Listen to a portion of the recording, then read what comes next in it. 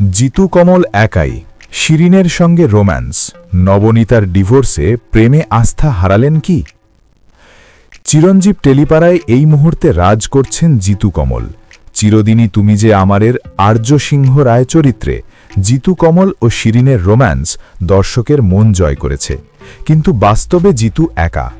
2023 সালে নবনীতার সঙ্গে বিচ্ছেদের পর অভিনেতা নিজেকে কাজ এবং নিজের জীবনে মনোনিবেশ করেছেন। সামাজিক যোগাযোগ মাধ্যমে নবনীতাকে ব্লক করেছেন বলে শোনা গেছে। তবে প্রেমে আগ্রহ হারিয়েছেন কি? জিতু জানিয়েছেন, পুরনো সম্পর্কের দিকে ফিরে তাকাবো না। সম্পর্কের ভালো মন্দ সবই জীবনের অংশ।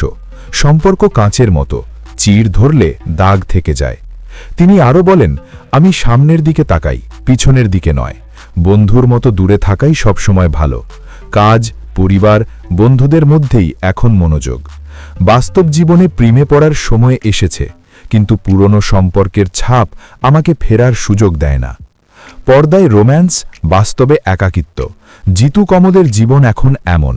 দর্শকরা পর্দার রোম্যান্স উপভোগ করছেন, আর সোশ্যাল মিডিয়া তার ব্যক্তিগত জীবনের দিকে কৌতূহল দেখাচ্ছে।